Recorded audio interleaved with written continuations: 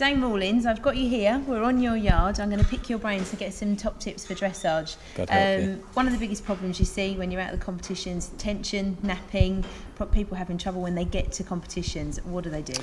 Yeah, I think there's two things happen. You're always going to lose a percentage of your work when you get to a show. That's going to happen, reality, especially until you get to a certain level where it levels out. But you might lose 10-20% of performance because you lose your concentration, your own nerves maybe, the horse's concentration and the horse's nerves. So the most important thing is to have a plan. Get to the show. If you've got a really sharp horse, find somewhere to let the horse have a sensible, quiet lunge for a while. If it's impossible, stand the horse, walk the horse, just do sensible things until that little bit of tension settles down. Right, when you get on it, be safe.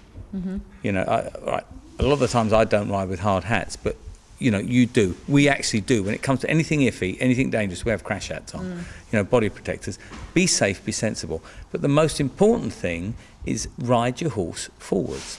And you see people with horses like napping, spinning, and they're socking it in the teeth. And pulling back, absolutely. Ball, you want to die, do it a bit more. Okay, the answer to rearing, running away, bucking is ride forwards. And many years ago, an old gypsy said to me with a big old stick, he said, "What do you think this is for?" And we came up with it, he said, "No, this is to learn them with, not to hurt them with."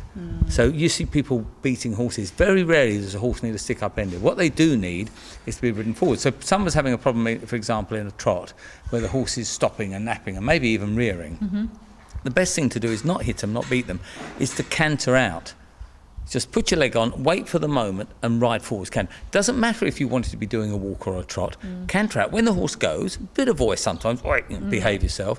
When they're going forwards, back off, let the pressure off. So you can just bring it to a boil. But if you start attacking them on the spot, pack a lunch because you are going to get hurt somewhere along the way. I don't care how brave you are or how tight you sit, it's going. And not only that, you're not going to teach the horse to be better. No, exactly. You might make him for an instant do as he's told, but you're not really going to teach him not to do that rubbish again. So on the ground stuff before you get on, make sure you're safe before you get your head right first. Get your head right, then on the ground stuff. Do some groundwork, then get on, keep it forward, give it something to do, and pressure and release. So when it does do what you're asking, back off. And always have a way out. Always, if you've got a horse that's going to back off because there's somebody sitting in that corner, don't ride to them. Keep away from them until your horse is under control. Then you can start to edge, and you can always do like a circle that moves nearer. But too many people go by things that horses nap at, and they pull their head towards it. Well, you're going to say, well, look at it more.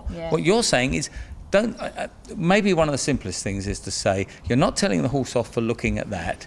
You're telling the horse off, if you are going to tell him off, for not paying attention to you. Your job is to get his attention back on you and on the job, not to focus on the problem. Great advice, Dane. Thank you very much indeed. You're welcome.